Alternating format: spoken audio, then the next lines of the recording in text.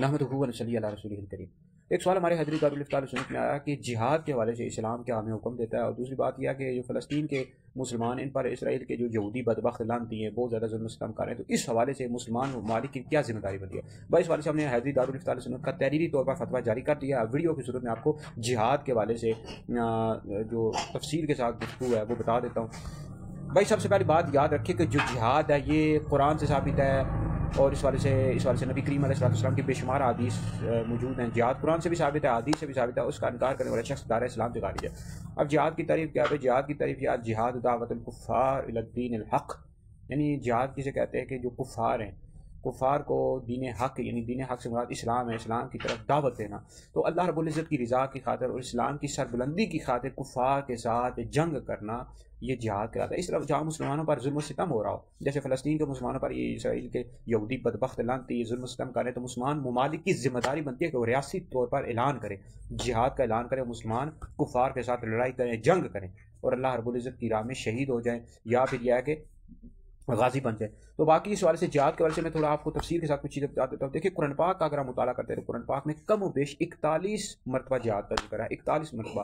بعض آیات میں دین کے لیے جہاد کا ذکر ہے، بعض آیات میں نفس کے لیے اور تبلیغ کے لیے جہاد کا ذکر ہے۔ تو جہاد بہت اہم عبادت ہے، اور جہاد کے حوالے سے آپ دیکھیں سورہ بقرہ پڑھ لیں، سورہ آل عمران پڑھ لیں، سورہ نساء پڑھ لیں، سورہ توبہ میں تو متعدد، یعنی اس حوالے سے کئی بے شمار آیات ہے جہاد کے حوالے سے۔ اس طرح سورہ توبہ میں کئی آیات جہاد کا ذکر آیا، تو 41 مرتبہ جہاد کا ذکر آیا، 41 مرتبہ۔ اب جیسے سورہ حج میں ارشاد ربانی وجاہدوا فی اللہ حق جہادی، فی اللہ حق جہادی، اور اللہ کی راہ میں اس طرح جہاد کرو جس طرح جہاد کرنے کا حق ہے۔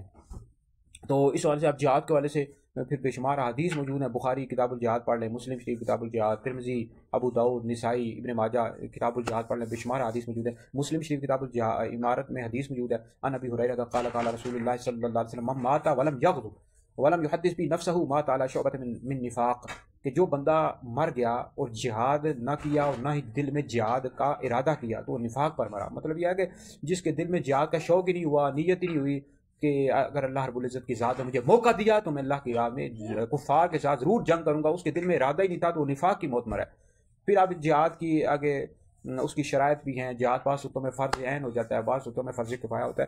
تو یہ جہاد کے حوالے سے مختصر طور پر میں نے بتا دیا، ویسے تو اس حوالے سے تفصیل کے ساتھ گھنٹوں گفتگو ہو سکتی ہے جہاد کے حوالے سے، لیکن مختصر طور پر آپ کو بتا دیا ہے۔ تو آپ فلسطین کے جو مسلمان ہیں ان پر اسرائیل کے یہودی بدبخت لعنتی بہت زیادہ ظلم و ستم کر رہے، تو کم و بیش 60 اسلامک ملک ہیں۔ تو ان اسلامک ممالک کی کیا ذمہ داری بنتی ہے کہ وہ جہاد کا اعلان کریں؟ اس طرح خالی اندر بیٹھنے سے گزارے تو نہیں چلتے نا، اسلام کی خاطر، اور مسلمانوں پر ظلم و ستم ہو رہا ہے، اسرائیل کے یہودی کتنا ظلم و ستم کر رہے ہیں، تو ہم خالی اندر بیٹھ کر دیکھتے رہیں؟ تو اب ہمارا علماء کی یہ ذمہ داری ہے کہ وہ بتائیں، جو حکمران ہیں اور اس طرح ریاست کو جو چلاتے ہیں ان کو بتائیں، ان کو خبردار کریں کہ وہ جہاد کا اعلان، جب جہاد کا اعلان کریں گے تو اللہ رب العزت آپ کی ضرور مدد کرے گا۔ دیکھیں نبی کریم علیہ السلام نے جہاد کے جنگوں میں آپ نے شرکت کیا، جنگ بدر، جنگ احد، جنگ خیبر، خندق، جتنی بھی جنگیں ہوئی ہیں، اور نبی کریم علیہ السلام کے ساتھ صحابہ بھی شرکت کیا کرتے تھے۔ تو جہاد کرنا یہ تو مسلمان کا ایک فریضہ ہے اور دینی فریضہ ہے، اس پر ہمیں عمل کرنا چاہیے۔ اب کشمیر کے جو مسلمان ہیں ان پر انڈیا کے جو ظالم لوگ ہیں، انڈیا کے حکمران ہیں، کتنا ظلم و ستم کر رہے ہیں، لیکن ہم جہاد جب تک نہیں کریں گے تو سارے اسلامک ممالک کی ذمہ داری ہے۔ اور ان کا جو ہے نا، اب سعودیہ ہے، دیگر ممالک ان پر لازم ہے کہ تیل ہی بند ان کا کرتے ہیں، تیل تو یہیں سے جاتا ہے نا، تیل کے کنویں ان کے پاس ہے سعودی جو لوگ ہیں۔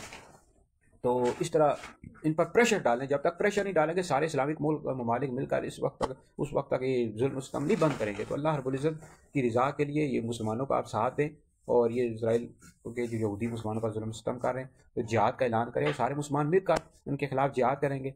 اور لہٰذا یہ ہے کہ جہاد کرنا چاہیے، اور جہاد کے حوالے سے ہمیں آگے نکل کر اقدام اٹھانے ہوں گے۔ علماء کی ذمہ داریاں کو بتائیں، امت کو خبردار کر رہے ہیں، ہم بتا رہے ہیں اپنی ویڈیوز کے ذریعے، اپنے فتاوی جات کے ذریعے، تاکہ مسلمان خبردار ہو جائیں، سمجھ جائیں کہ یہ جو عیش والی زندگی ہوتی ہے یا دنیاوی زندگی کتنی ہوتی ہے، 50 سال، 60 سال، 70 سال کی، پھر بھی تو مرنا ہی ہے۔ تو اللہ کی راہ میں ہم جنگ کر کے اگر مارے جائیں تو یہ شہادت کی موت بھی اللہ بھی راضی ہو جائے گا، اللہ کا رسول بھی راضی ہو جائے گا۔ ہاں ویسے یاد رکھے ویسے کسی بھی کافر کو مارنے کی ہرگز بھی اسلام اجازت نہیں دیتا۔ یہ جو خود کش حملے کرتے رہتے ہیں نا، کسی بھی اسلام کسی بھی کافر کو مارنے کی ہرگز بھی اجازت نہیں دیتا۔ لیکن اب جہاں کفار مسلمانوں پر ظلم و ستم کر رہے ہیں، جیسے فلسطین کے مسلمانوں پر ظلم و ستم ہو رہا ہے، کشمیر کے، تو وہاں پھر اسلام کہتا ہے کہ جہاد کرو، مسلمانوں کی مدد کرو، ٹھیک ہے۔ ویسے کسی کو کافر کو مارنے کی ہرگز بھی اجازت نہیں ہے، اسلام اس حوالے سے سختی سے روکتا ہے۔ یہ جو خود کش حملے کرتے ہیں یہ تو درست ہی نہیں ہے، لیکن یہاں مسلمانوں پر ظلم و ستم ہو رہا ہے تو وہاں تو پھر اسلام حکم دیتا ہے کہ آپ جہاد کریں اللہ کی رضا کے لیے۔